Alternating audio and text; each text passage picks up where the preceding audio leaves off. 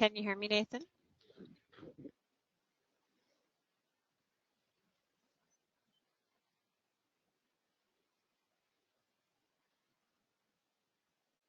Nathan, can you hear me?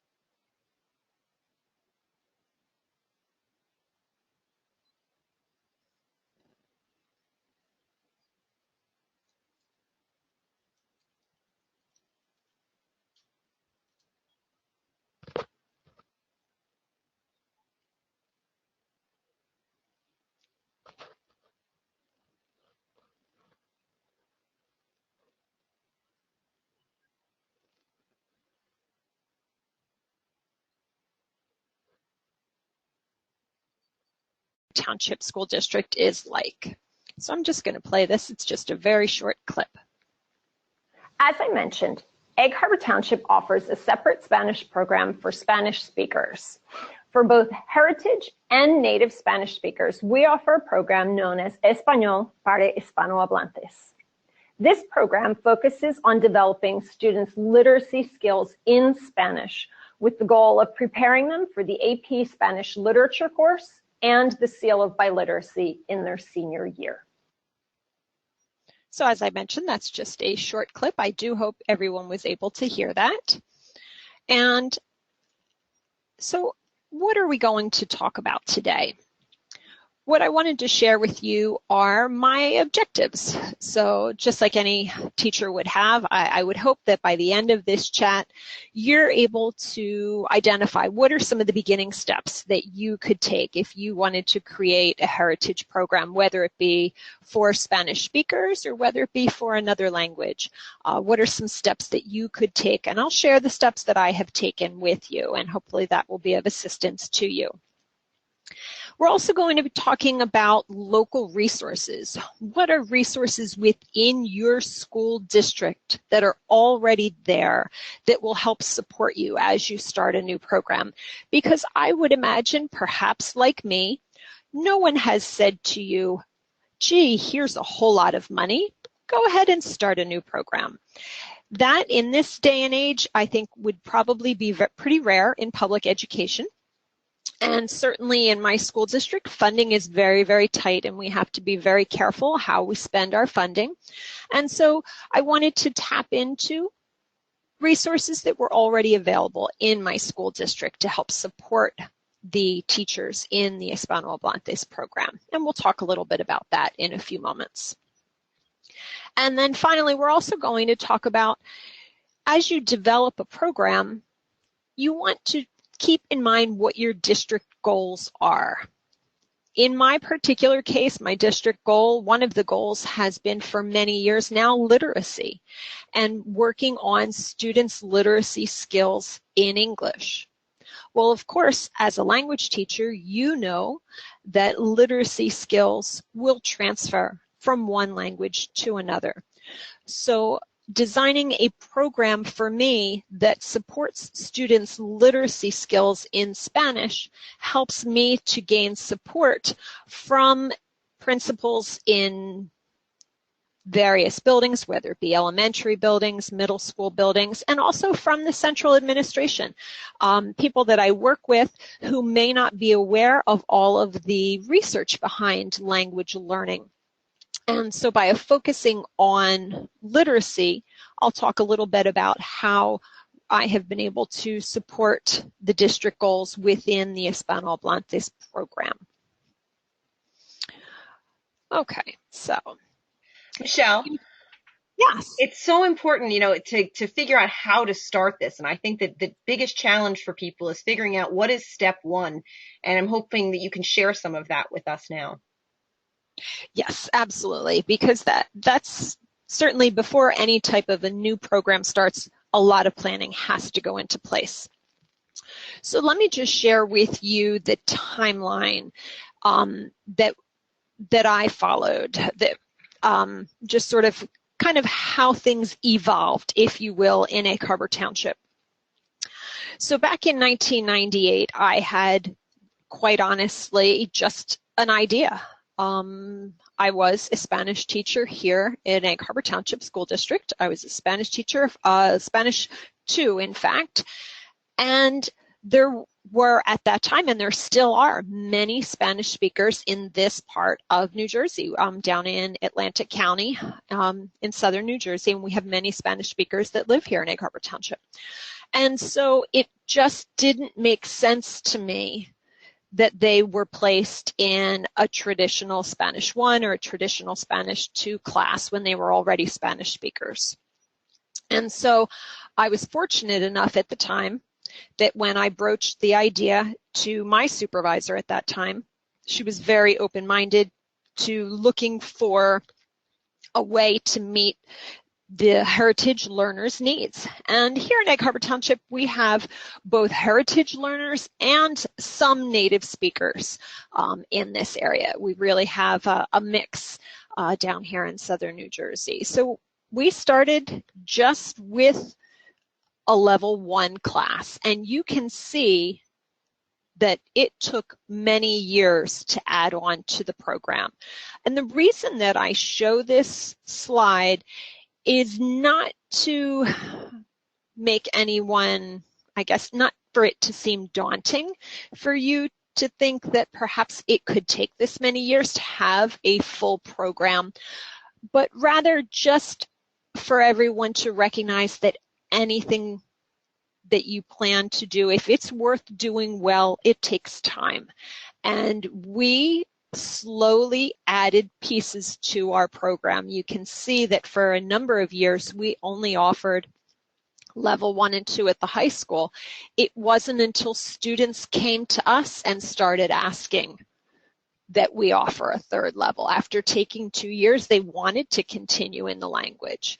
And so in 2004, we added level 3. In 2009, we were fortunate enough to add an AP Spanish literature course. And at the same time that year, we expanded down into the middle school. And for a number of years, we had just a middle school and a high school program. Not until 2014 was I fortunate enough to expand the program again down into the elementary school, into grades 5 and 6. And so I present this timeline, again, just as a way for people to recognize everything takes time. Start slowly. We'll talk about some specific steps to get you started in just a moment. But just sort of as an overview, don't bite off more than you can chew, and just recognize that things will take time to evolve. That's one of the hardest things to do, Michele. I find that, you feel like you want to get so much done and you want to really just see this happen and come to fruition. But I'm sure that gathering the correct stakeholders and making sure that the correct stakeholders are involved is one of the most important pieces of this. How did you identify which stakeholders were essential to your project, and why were those the people you identified? How did that help your process? Yes, that is absolutely important. And hold that question for just 1 second, if you would. We will talk about the stakeholders. Where do you start? But before we look at the stakeholders, some first steps. In looking at, obviously, you need to identify your prospective students. We just did this very non-scientifically with talking to our students and really asking them questions, looking at the objectives of, let's say, if the heritage speakers were traditionally placed in a Spanish 1 course or traditionally placed in a Spanish 2 course, we just had a conversation with them and asked them interpersonal questions about some of the, what might your can-do statements be for the traditional Spanish 1 or Spanish 2 course. If those students can already answer your questions and they can discuss whatever the objectives, even at a basic level, might be of those units, you can rest assured that they're not going to be learning a whole lot being placed in a traditional class. And that was how we identified prospective students. I mentioned looking at your numbers. And by this, I mean in planning courses, the number of teachers that teach Spanish, the number of sections of Spanish that are offered. How many of those do you currently have? Let's just take a round number of, if there are 10 sections of Spanish offered, perhaps to start, you might want to take one of those 10 sections. So you would still offer 9 sections of traditional Spanish, the courses that you traditionally offer, but you might take one of those and earmark one section, one teacher and one section for a heritage class. And that was how we began. When we actually opened it up to students, we found that we had so many register for the course. We talked it up, of course, and advertised it to the student population, that our first year we had 2 sections of level 1. So I recommend just starting small, just beginning with 1 level and taking your time, and we'll talk, specifically about what sorts of things to put in place for that 1 level. Again, consider your district goals. In my case, literacy has long been a goal in the district, and certainly I think it's a goal in many school districts to work on students' reading skills. We all know that students who are good readers will be successful in high school and will be successful in college. Being able to read lengthy chapters and comprehend those is certainly going to be a skill that students will benefit from. So by working on literacy in Spanish, we really were and have been able to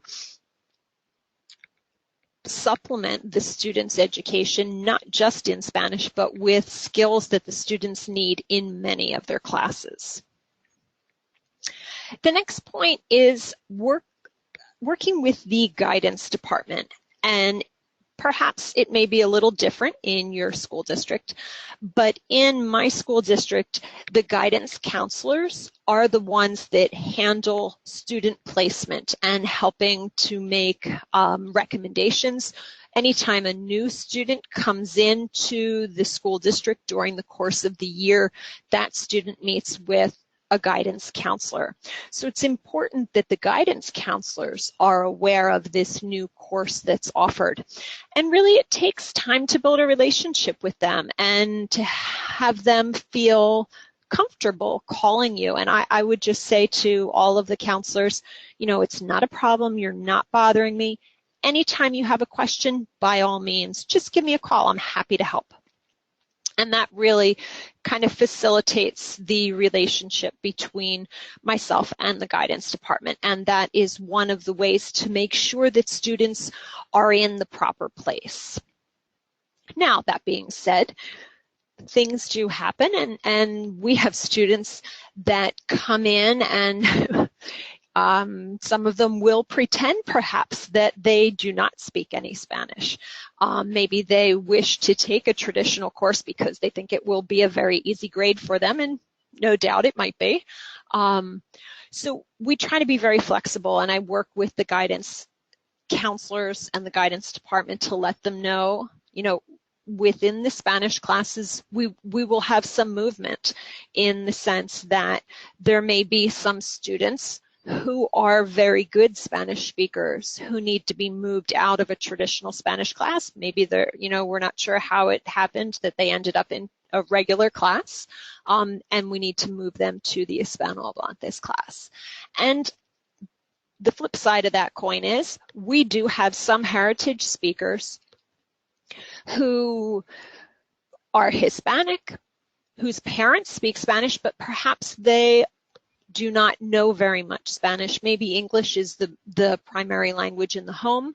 Maybe the student has grown up always speaking in English to his or her parents and really does not converse in Spanish and certainly is not able to read in the language. There are times when we move students out of the Hispanohablantes class. So a certain amount of flexibility really is needed there. And the last bullet I have on here is it's really important just to be positive. As you're starting a new class, it's so important to be positive with the students and with the teachers.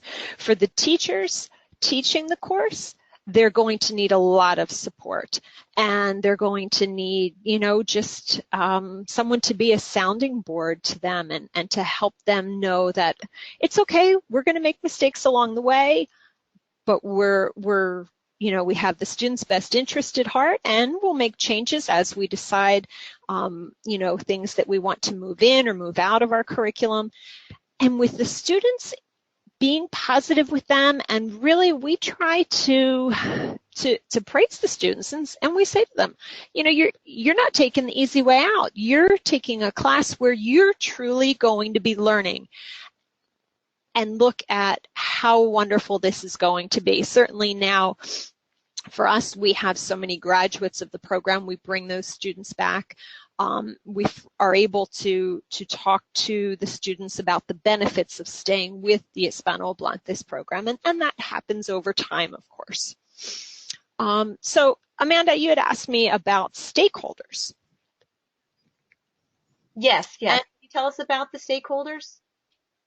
Yes, absolutely. So here in this next slide, I put down, I guess, four roles, if you will, that I have found to really be key people within the district who have been so supportive and have had so much knowledge that has been of assistance to us. They might not have realized it in the beginning, but for example, ELA teachers, elementary teachers who are your English language arts teachers, can be invaluable in planning a new program with a base on literacy. I worked with one of the elementary principals in my district, and she recommended two of her ELA teachers who are very strong teachers. Those teachers were given school business days the year prior to the implementation of the program in the elementary level. It wasn't an entire year. It was just really a few months. It was at the end of the school year before the elementary program started in September. But they spent 2 days with the Spanish teachers in that building who were going to be teaching Hispanohablantes for the very first time. And their knowledge of literacy, how to teach literacy to children.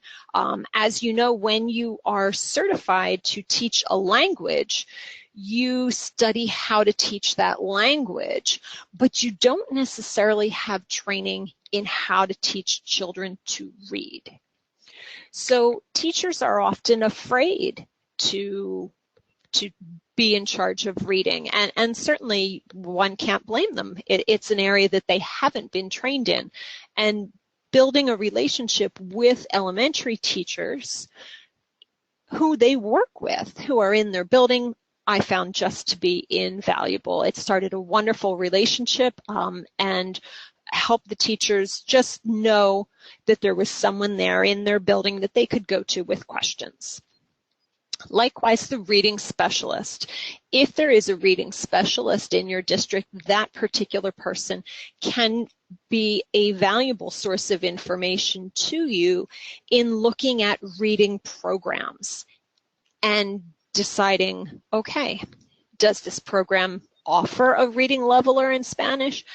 If it is available, how do I administer it?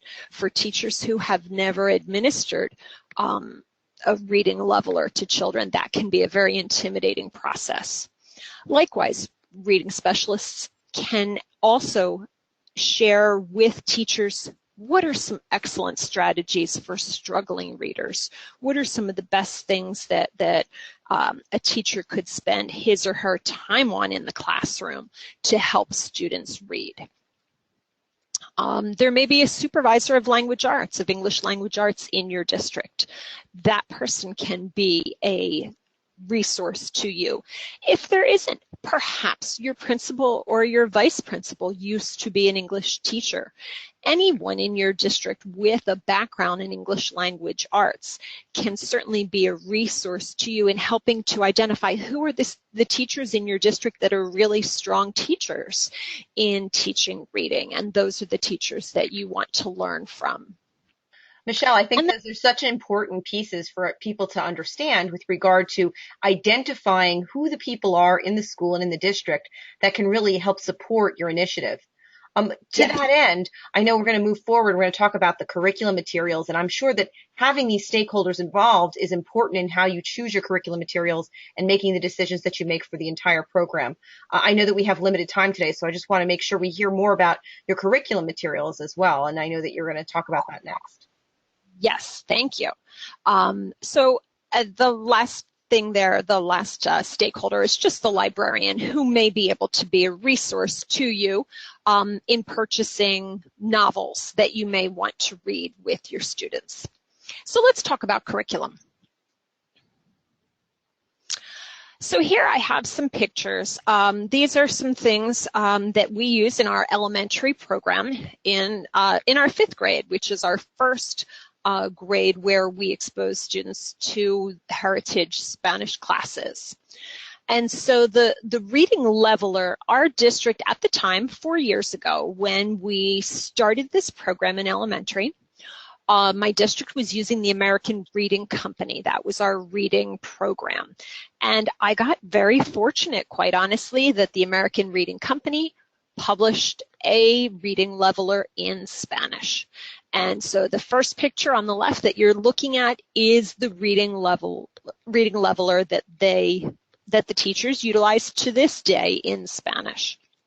And by utilizing the same program that the English language arts teachers were using, it really provided the Spanish teachers with many resources throughout the building. And that way, if there were teachers that they were already familiar with, if they had questions about using the reading leveler, there were many people in the building that they could go to.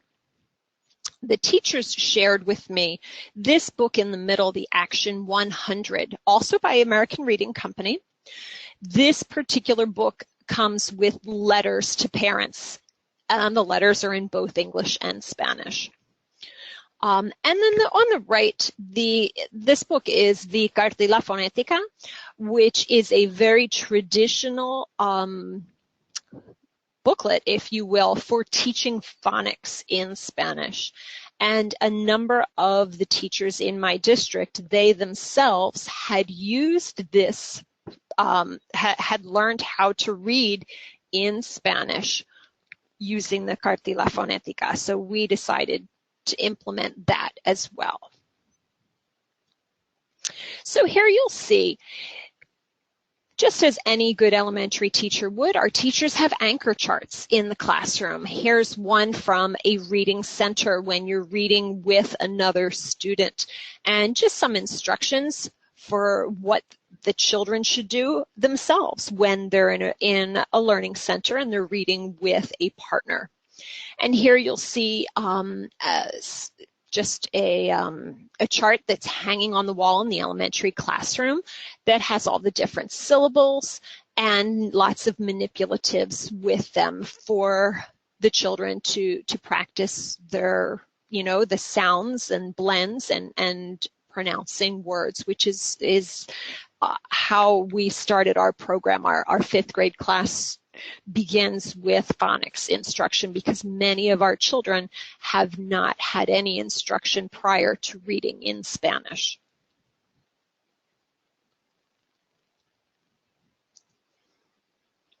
And so moving on, the next slide here shows some of the books that we read in our middle school program. Some of the bullets that you'll see above the books that are listed here are just really some of the main goals in our middle school program. You'll see that not all of the books are authentic resources. The third one certainly is not. That's a scholastic book that many children may have read in English. What a great one. It is a great one, Amanda. I agree. And I think it's also important, Michele. I mean, don't you think it's important that also, in addition to authenticity with regard to it coming from the culture you're studying, it's also important for things to be authentic to the students where they are and in their own experience. So this is a perfect example of that. It is. And the story itself is just such a good one and really provides a great opportunity for discussion in the middle school classes for the teacher and the students to talk about character education and bullying. And those are the sorts of things that teachers are expected to help their students know how to respond and how to be compassionate to other students. And it really just provides an excellent base for discussion in a middle school classroom. So how does vertical articulation work from the middle school up into the high school then for you, Michele? Yes, with any program, articulation vertically is so important. So looking ahead here in this next slide, you'll see it says AP Global Themes. Well, our 8th graders, I would imagine, are normal 8th graders like many others, and they don't know anything about the AP Global Themes.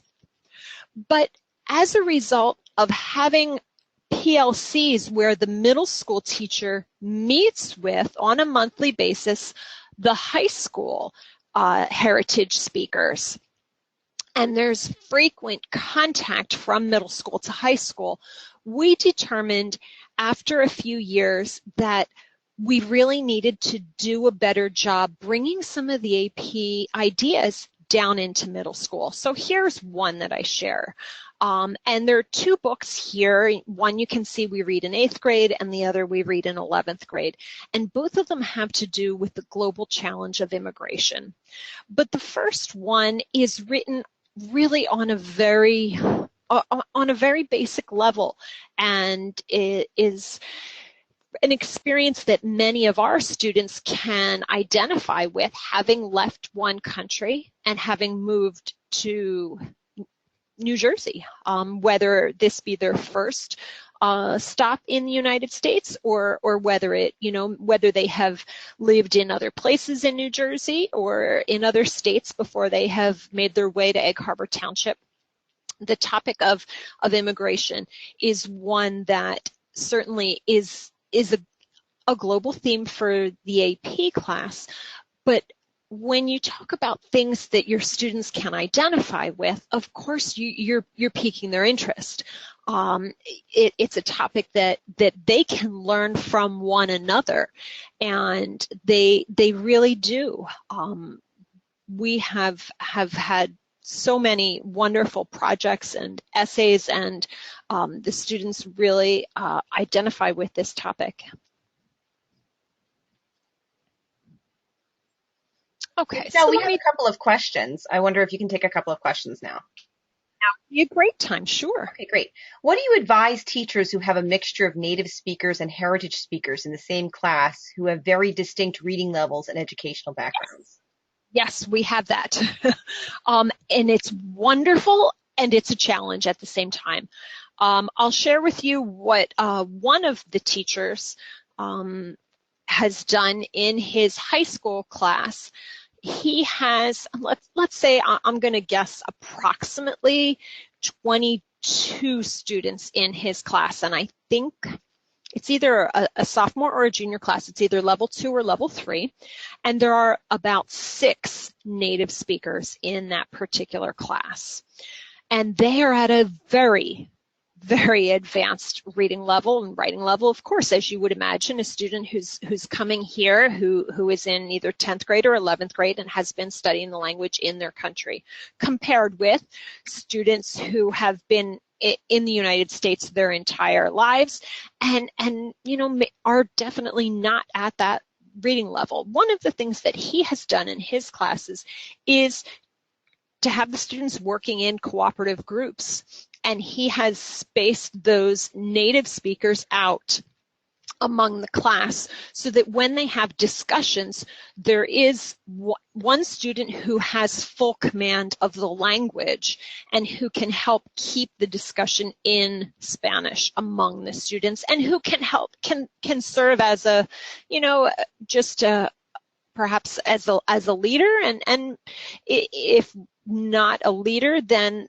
just as a way to help the students stay in the language when they're working with one another.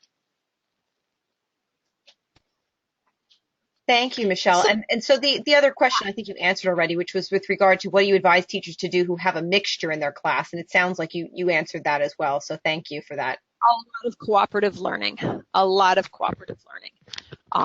we find works really well with the students. So here you'll see these are 3 different stories that our students read in high school. Our focus really is on reading. The more the students can read, the more exposure they get to reading, the more their vocabulary develops, the more language they will learn, and the better readers they will become. So we have just a wide variety of books that we use with students. And the 3 that you're looking at in this slide, this is just a smattering of some of the stories in high school that our students read. But our goal at the high school level is to start working on to expand students working on literary devices. We begin that in the middle school with, just as students do in their English class, what are literary devices, and recognizing how authors employ them. And we start at a very basic level, literary analysis in our very basic level in our sophomore year, just pieces of it, then more in our junior year, with the goal of getting the students ready for the AP Spanish Literature course as seniors. Everything takes time, and as you're thinking about this, you know, don't be overwhelmed by the fact that I'm mentioning literary analysis in an AP Spanish language program. Remember the timeline that I showed in the beginning. It took us many, many years to even have advanced courses at the high school level. So we're fortunate enough now to have the opportunity to plan for those courses and to bring some of that into, you know, to start that in the middle school and to bring that up into the high school.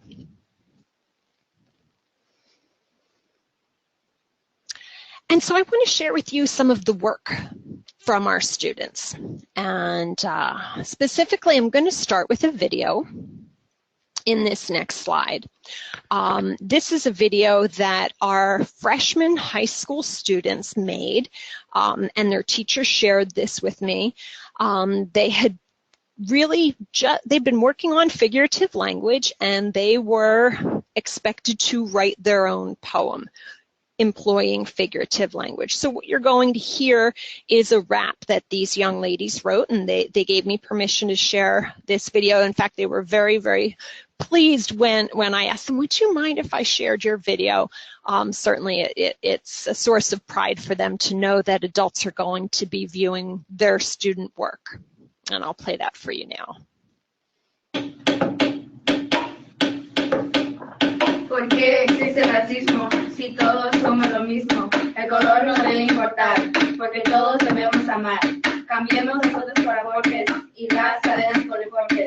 Salsa, merengue y bachata, todos vinieron de África. El racismo es un problema que castiga y que condena al inocente y al creyente y debe de terminar. So the topic of racism certainly is something that we discuss with our students, and we examine it through poetry, through readings, whether they be fiction, whether they be nonfiction, really, and just engage our students in discussion. And at the high school level, we start working on their writing skills. And so that was a presentational writing assessment that was shared with you, and because these young ladies chose to make a rap out of their poem, the teacher decided to film it, and I'm so glad that she did. And this next video that I'm going to share with you is a different activity. The AP global theme is under identity. The specific topic from the AP is public and private, or I think it's personal identity.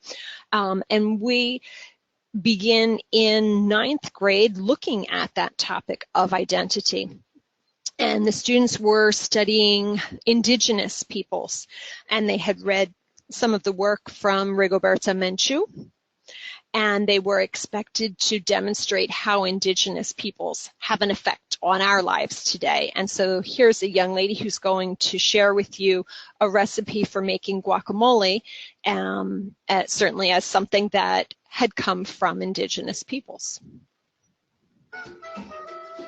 Hola, yo soy Annette y el día de hoy les voy a enseñar cómo hacer guacamole.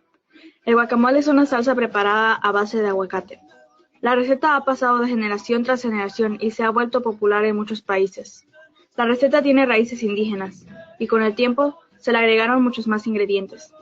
Según la mitología prehispánica, Quetzalcóatl, el dios azteca, ofreció la receta del guacamole a su civilización, y fueron ellos la que la expandieron por toda Mesoamérica. Para hacer tu guacamole necesitarás un aguacate, medio tomate, mitad de un chile, un cuarto de cebolla, limón y cilantro. Empieza por picar todas tus verduras en cuadritos chiquitos.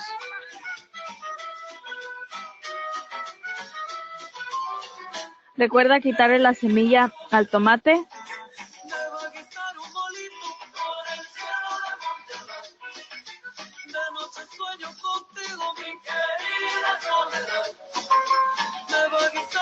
Y también quitarle la semilla al chile, que te quede lo más fino posible.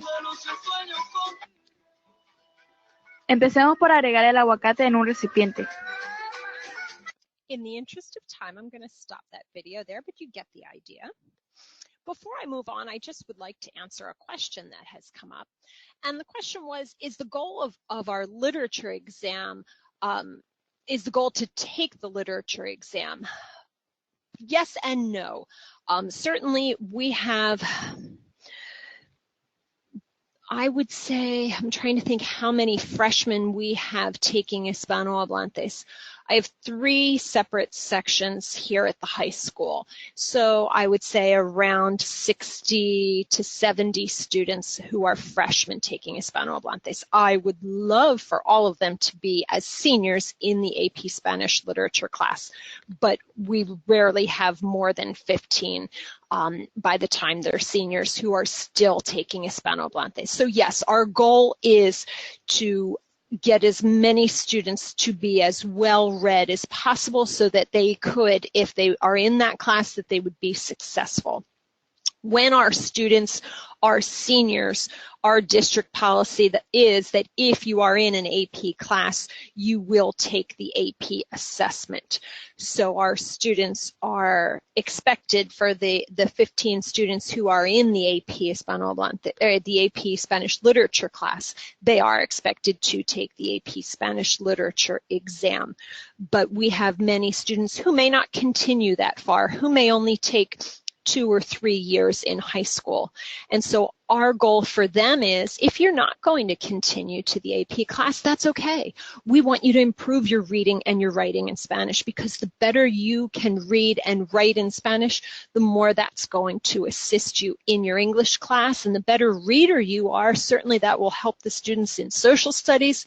Those chapters in the social studies books are quite meaty. They're long, and there's a lot of text there. Students need to be good readers to get through their science textbooks as well.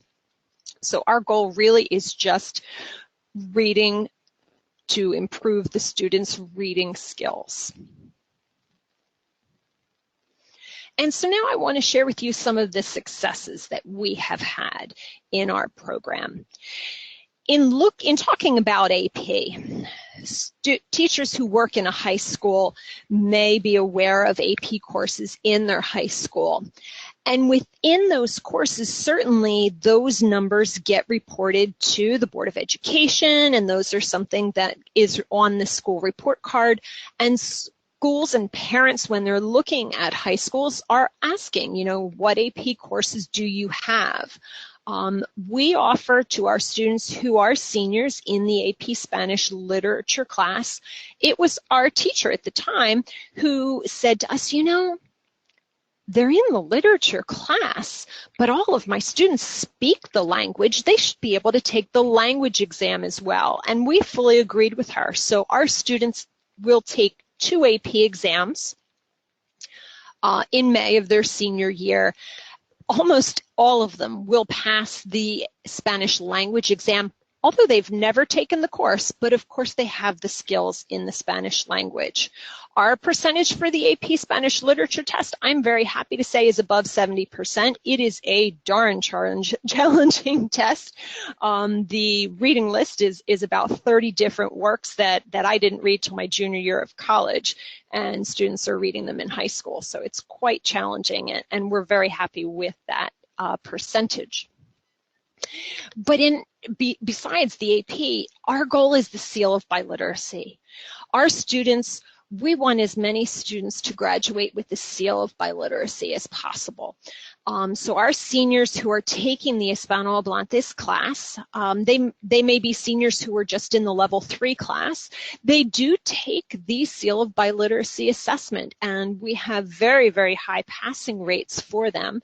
I'm very happy to say that having taken the Hispanohablantes course has enabled them to read well and to write well. So I see we've had a question come in asking if we have placement tests. We do not, and that has been a conscious decision on my part. We've had people ask me during the course of the years for Hispanohablantes, can't we just have a test? No, and I'll explain to you my personal philosophy. We would have students who would flunk it on purpose, perhaps, because they wouldn't want to be in the course, and maybe they wouldn't necessarily know what the course is. It's hard until you get into a class to really understand what the goals of the class are. So I feel like we would miss out on some students that we could help because they might choose not to do well on the assessment, or perhaps they wouldn't pass the assessment, but with some instruction and some one-on-one interaction with a teacher who really wanted to help them learn to read, those students do make progress. They might not pass a placement test to get into the program. So we really just use oral questioning and conversation, and so much depends on the motivation of the student. We have students who are third-generation students in this country who are English dominant speakers, but who want to improve their Spanish proficiency, and they might not pass a proficiency or a placement test, but they do well in the class because they give it their best effort and they really want to be there. And that has been one of the reasons why I have not wanted to implement a placement test. And so before we close, I'm going to introduce you to a young lady who is a junior in our program. In middle school, she studied French. And then she made the switch from French to the Spanish Speakers Program in 9th grade. And I asked her just to share with us a little bit about, how has the program helped her? And I hope you'll find her answer very interesting. Hi, my name is Lisbela Osoria, and today I'll be talking to you about my experience with the Hispanohablantes course and my CIEE scholarship. In 8th grade, I took honors French and I decided to switch to Hispanohablantes for my high school career. This was because I felt that I still had aspects of my Spanish writing and speaking that I could improve, and it was essential for me to master the Spanish language. This course has done just that. I've been able to improve my speaking and writing tremendously since we get exposed to the Spanish language constantly. Not only was I able to fix my speaking, but I also connected with my fellow Hispanic classmates in a different way than any other class. Throughout the course, I have learned more about different groups found in the Hispanic community all around the world. That exposure to the cultural diversity found in our community motivated me to seek a deeper cultural experience, which is why I chose to apply for the CIEE Study Abroad program. I was given a full scholarship to Alicante, Spain for the summer of 2018. I chose this country because I will be able to further my understanding of the Spanish language and most importantly, get a once-in-a-lifetime experience of the culture in Spain. I will finally see firsthand what has been taught to me in class for the past 3 years. Thank you so much for listening and have a good day. Wow, Michele, that's an incredibly impactful video to watch. Thank you. She's one of our success stories, and it just makes me smile to hear how happy she is with what she has learned. And so wrapping up, I'm going to leave you with some resource centers. There are resource centers available for heritage speakers, not just for Spanish speakers, but the Center for Applied Linguistics has information. They have a website for heritage languages in America. The National Heritage Language Resource Center, as well as a website that may be of resource to our listeners. The Center for Open Educational Resources and Language Learning has resources for instructors of heritage Spanish programs. And then finally, the Center for Interactive Learning and Collaboration offers resources for a variety of languages, not just for heritage Spanish speakers. So I hope that you'll check out those websites. They may be of use to you. And I'm going to leave my contact information here. If you have questions, you can reach out to me, email, or by phone. And I thank you so much for listening. We have time for a few questions if there's any. And Michele, yes, and we can take questions. You can type them right into the chat box, and I'll help Michele answer them for you. But Michele, I just want to thank you so much. This has been an incredibly informative and exceptional presentation. I'm so thankful that you were able to do this, even despite some of our technical difficulties. I think you've done just an incredible job here. And someone's asking for you to go back to the resource page. We can certainly go back one slide and show that again. But keep in mind that all of this information has been recorded, and the recording will be made available to you upon request. And Michele has resources that she can make available to you separately if you want to email her for those. Did anybody else have any other questions for Michele? Michele, I just want to ask you, I'm wondering, how has your experience as a supervisor changed in light of the development of this program? I guess it's just amazing to me to watch it expand. And it has expanded with the strength of the teachers in the program. And they have come to me at different points during, the last 18 years and have said, okay, the students are asking for this, or, do you think it would be possible for us to do this?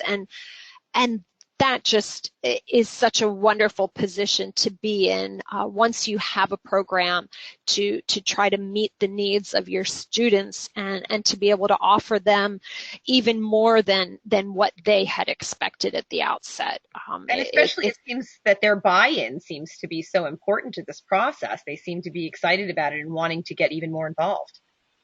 Yes, many of them truly are very, very involved with the classes, and when you have strong teachers as with any program, a strong teacher really, really makes all the difference. And I'm blessed to have such strong teachers in all of the grade levels, and that engages the students and helps them want to continue, and it truly makes all the difference. It does sound to me as though that connection, the leadership from your superintendent's office all the way down, certainly your leadership and the teachers and their motivation for this. And of course, that in turn inspires the students to be motivated to want to have the best program and best experience possible. I think that's wonderful. We do have a question here. What are your thoughts on the Stamp 4S assessment? I'm not sure if you have any familiarity with that.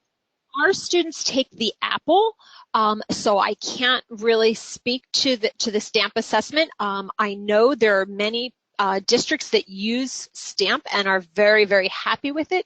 We use ACTFL's Apple program, and I'm very happy with that program. I don't think you can go wrong really with either. The most important thing is to have the Seal of Biliteracy program. If that's available for students, certainly in your district. If it isn't, I encourage you to ask questions and to find out what you might need to do in your district to bring the Seal of Biliteracy. Now that it's approved in the state of New Jersey, more and more schools are offering it to their students, and it's such a wonderful thing for students to be able to graduate not just with a high school diploma, but also with the Seal of Biliteracy. And that's something so valuable that they'll take with them in their future. Excellent, Michele. Well, I thank you all so much. Let me see, is there one more question here? How have students benefited from the Seal of Biliteracy regarding their college applications? Michele, you want to give a little feedback on that? Our students that are I would say our students find out about the Seal of Biliteracy, their assessment, they'll know they have passed it by February of their senior year. So for those that are, some have already completed the application process by then. For those who are still in the application process, it just gives them one more thing that's on their transcript that is of benefit to them, to demonstrate how high their skills are in the language, and they can show their proficiency. And I tell them all, put this on your resume. You don't know who your future boss will be and where you're going to be working in 5 or 10 years. And the skills that you bring to your employer, you just never know how they're going to be, how important they're going to be. And it's just such a wonderful thing for high school students to be able to graduate with the Seal of Biliteracy. I truly agree with you about that. Thank you so much, Michele, for all of this wonderful information and for sharing this with our attendees today. For those of you attending as a registered live participant, after this webinar, we'll send you proof of attendance in the form of a certificate of completion. And on February 6th, please join us for our next web chat with Alice Ennis-Simonson and Jennifer Jones, who will discuss world languages in the community. For the remaining web chats of the 2017-18 academic year, please go to www.flenj.org. Michele, thank you again, and thank all of you for attending. Have a wonderful day. Thank you. Bye, everyone.